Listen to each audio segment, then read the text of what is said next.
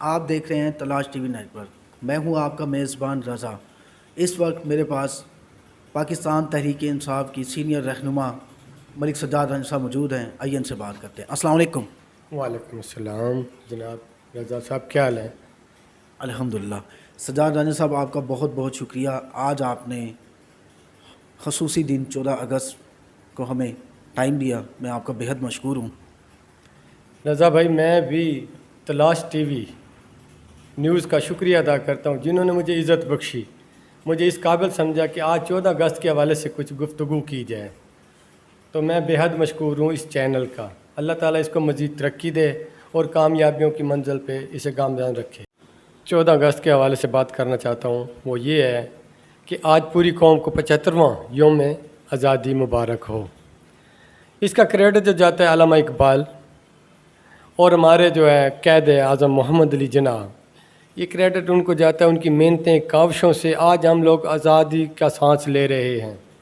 آزادی اگر پوچھنی ہے تو آزادی پوچھیں روندنیا سے، فلسطین سے، آزاد کشمیر سے، ان سے پوچھ کے دیکھیں کہ آزادی کس کو کہتے ہیں۔ شکر ادا کرتے ہیں آج ہم سکھ کا سانس لے رہے ہیں۔ میری دعا ہے کہ اللہ تعالیٰ اس پاکستانی قوم کو اس راستے پہ گامزن کرے کہ جنہوں نے قربانیاں دی، جنہوں نے اپنے جانوں کا نذرانے پیش کیے، اس پہ یہ عمل کریں۔ آج کہ آزادگی جو ہے ملی ہمیں، وہ پلیٹوں میں رکھ کے ملی ہے، ہمیں جانوں کا نذرانہ دینے والوں کو آج تک خبر ہی نہیں کی۔ 75 سال سے وہ لوگ وہاں سے انڈیا سے چلے ہیں اور چلتے آ رہے ہیں اور پوچھتے ہیں کہ اے بھائیو، منزل کب ملے گی ہمیں؟ ان کو آج تک وہ منزل نہیں ملی جنہوں نے اپنے جانوں کے نذرانے دیے، مال مویشی عزتوں کی قربانیاں دی، لاشیں پڑی ہوئی تھی ایسے روڈوں کے اوپر، سڑکوں کے اوپر، کس طرح وہ پہنچے ہیں یہاں پہ۔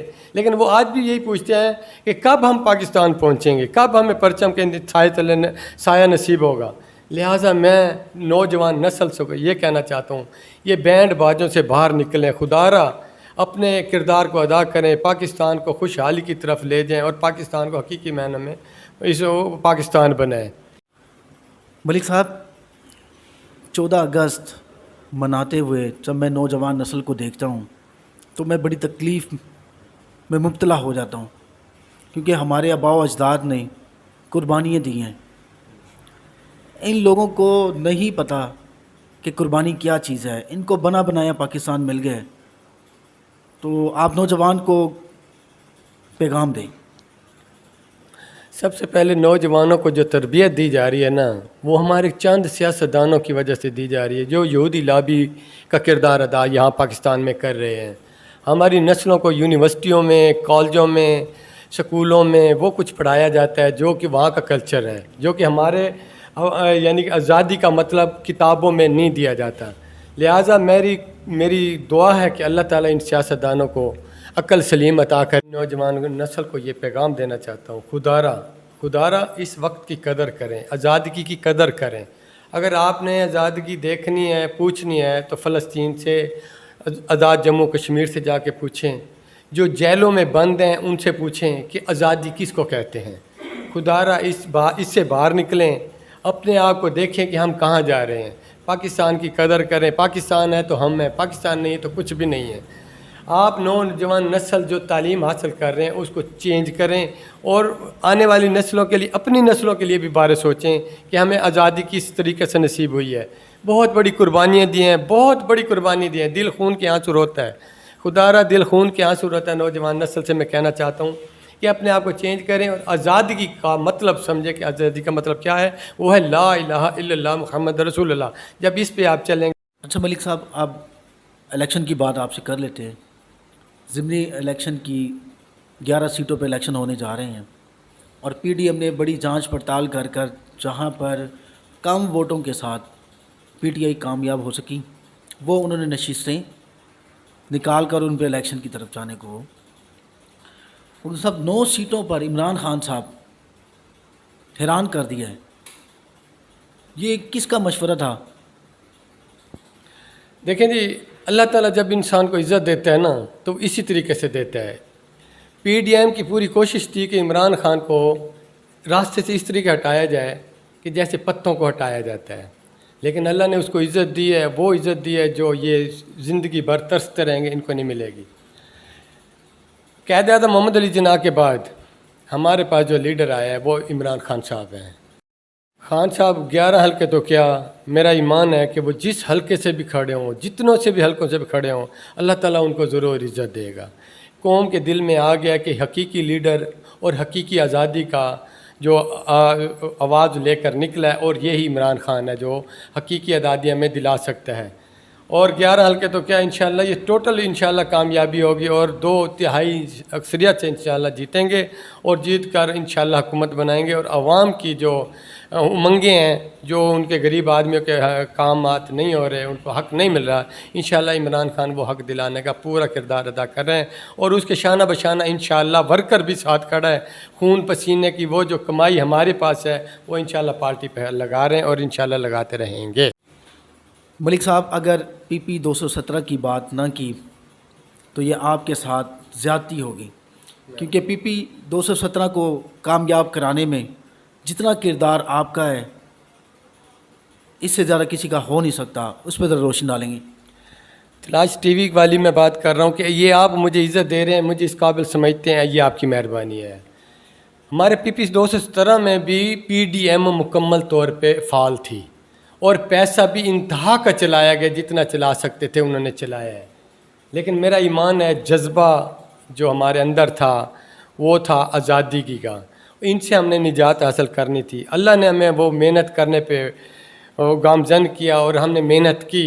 ممتاز آباد، ناصر آباد، یعقوب ٹاؤن، لوہار کالونی، اللہ نے وہ عزت دی، وہاں کے لوگوں نے مجھے بھی عزت بخشی۔ میں نے 8 سے 9 کروڑ کا کام کرایا ہے، اور اللہ نے مجھے عزت بخشی ہے، زین میاں کو کامیابی دی۔ اچھا ملک سجاد صاحب، کیا یہ سچ ہے کہ PP 217 میں سلمان نعیم شیخ نے بے انتہا پیسے کا استعمال کیا؟ کیونکہ آپ حقیقی گراؤنڈ کو جانتے ہیں، تو اس بارے میں ہماری عوام کو بتائیں۔ شیخ صاحب، اس میں تو کوئی دو راہ نہیں ہے، کیونکہ جو پیسہ ان کے پاس ہے، اور ترین کے پیچھے سے بیک بھی تھی، سمجھ آئیے، انہوں نے پیسے سے وہ چیزیں خریدنے کی کوشش کی کہ جو سوچ بھی نہیں سکتے۔ پیسہ کی انتہا کر دی، موٹر سائیکلیں، لوگوں کے بل بھرنے، لوگوں کو یعنی کہ کام کرا کے دینا، لوگوں کو راشن دینا، دے کر انہوں نے کوشش کی کہ ان کے ضمیر خرید لیں گے۔ لیکن اللہ تعالیٰ بڑا سازگار ہے، جو انہوں نے عزت بخشی۔ مخدوم شاہ محمود قریشی صاحب جو ہے نا، وہ دیتے ہیں دعا، اور ورکر جو کرتا ہے محنت، اللہ تعالیٰ اس میں رنگ ڈالتا ہے، اور وہ کامیابیوں پہ ہمکنار ہو جاتا ہے۔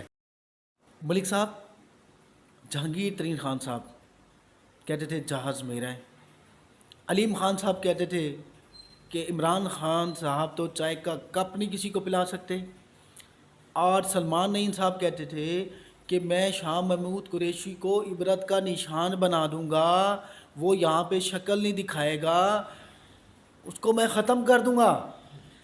تو یہ آپ نے ایسا کیا کیا ہے خان صاحب نے اور آپ نے، شاہ محمود صاحب نے، کہ جناب سب کے منہ بند ہو گئے؟ ذرا بتائیں اس پر۔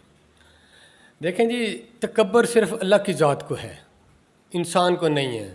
انہوں نے اپنے سے بڑھ کر تکبر کیا، جہانگیر ترین نے، علیم خان نے، اور اون چودھری نے، اور اس کے علاوہ ہمارے ملتان کے شیخ برادران یعنی کہ سلمان نعیم صاحب، دوسروں کو عبرت کا نشان بنانے والے، خدا جانتا ہے کہ آج خود عبرت کا نشان بن چکے ہیں۔ جہانگیر ترین کہاں ہیں؟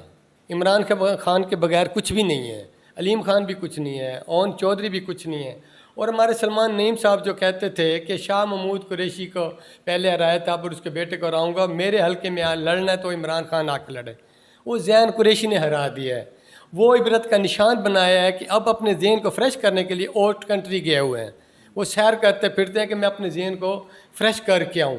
یہ دوسروں کو عبرت کا نشان بنانے والے، اتنا پیسہ لگایا، سب کچھ کیا، لوگوں کے ضمیر خریدے، لوگوں کی مجبوریاں خریدی گئی جا کے، تو پھر جا کے الیکشن میں لڑنا۔ آج اگر وہ شیخ صاحب کے شیخ برادر ہیں، شیخ نعیم صاحب کے بیٹے ہیں، تو آئندہ الیکشن وہ نہیں لڑیں گے۔ انہوں نے کہا تھا جب میں ہار گیا تو میں انشاءاللہ سیاست چھوڑ دوں گا، تو نیکسٹ میں وہ الیکشن کا نام لیں گے تو ہم اس کے سامنے کھڑے ہو جائیں گے کہ ایک عبرت وہ بن چکے ہیں، دوسروں کو عبرت کا نشان بنانے والے۔ اس دن دیکھ لیں جب اسٹیج پہ مریم نواز آئی ہوئی تھی، ایک کینڈیڈیٹ کا والد کو اتنی جرأت نہیں تھی کہ وہ اوپر چڑھ سکتے ہیں، ان کو اوپر چڑھتے ہوئے نیچے اتار دیا گیا۔ اگر سلمان میں تھوڑی سی بھی شرم حیا ہوتی تو مریم کو چھوڑ کے نیچے آ جاتا۔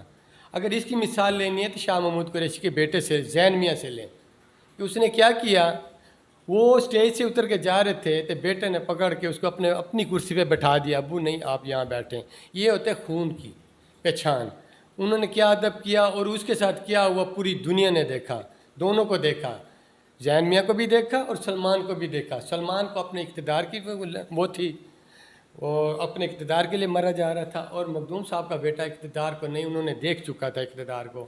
انہوں نے کیا کیا، اپنے والد کو جو عزت دی، یہ شیخوں کے لیے ایک عبرت کا نشان بھی ہے، اور آنے والے وقت کے لیے انہیں سوچنا ہوگا کہ ہماری عزت میں کیا ہے۔ ہماری عزت مخدوم جو عزت اللہ نے بخشی ہے نا، وہ میں نے آپ نے نہیں بخشی، اس کو اللہ تعالیٰ نے عزت دی ہے، اور انشاءاللہ وہ دیتا رہے گا۔ بات آگے اس کی، سلمان کے بیٹے کو بھی اوپر انہیں نہیں کھڑے ہونے دیا، اور جو بندہ اپنے والد کی عزت نہیں بچا سکا، اپنے والد کی عزت نہیں کرا سکا، اس نے علاقے کے لوگوں کی کیا عزت رکھنی ہے؟ سمجھ آئیے۔ وہ دیکھیں اللہ نے ہمیں اس مروسی بندے سے ہمیں بچایا ہے، ہم اللہ کا لاکھ لاکھ شکر ادا کرتے ہیں کہ اس سلمان جیسے بندے جس کو عزت مخدوم صاحب کی وجہ سے اللہ نے بخشی تھی، اسی کے ہی سامنے کھڑا ہو گیا۔ تو یہ اپنے باپ کا نہیں بن سکا تو ہمارا آپ کا کیا بنے گا؟ ہمارا تمہارا یہ نہیں بن سکتا۔ لہٰذا میں شکر ادا کرتا ہوں اللہ تعالیٰ کی ذات کا، جس نے ہمیں عزت بخشی اور زین میاں کو کامیابی عطا کی۔ اچھا ملک صاحب، این اے 157 اب ملتان کی نظر نیشنل اسمبلی 157 پہ ہے جو زین قریشی صاحب نے چھوڑی ہے، تو اب شاہ محمود قریشی صاحب کی صاحبزادی مہر بانو قریشی صاحبہ وہاں سے الیکشن لڑ رہی ہیں، تو اب آپ کیا تیاری ہے آپ کی؟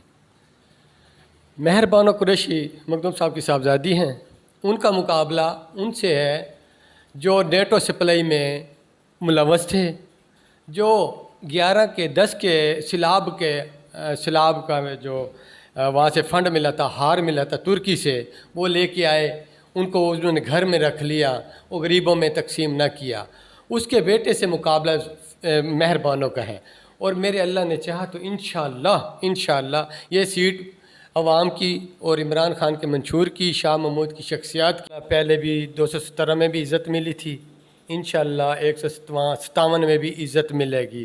اور یہ جو 12 پارٹیاں کا چار کٹھا ہوا ہے، جس میں مولانا فضل الرحمان ڈنڈا بردار فورس لے کے پھر رہا ہے، اور زرداری جس کے سوئس بینک میں بہت پیسہ پڑا ہوا ہے، وہ مرنے پہ ہے، اب مرنے والا ہے۔ اگر وہ پاکستان میں پیسہ لے آئے تو پاکستان خوشحال ہو سکتا ہے۔ ادھر سے آ گیا وہ بیمار جو وہاں بیمار پڑا ہوا ہے، کھاتا پیتا ٹھیک ہے لیکن پاکستان میں کھاتے ہیں۔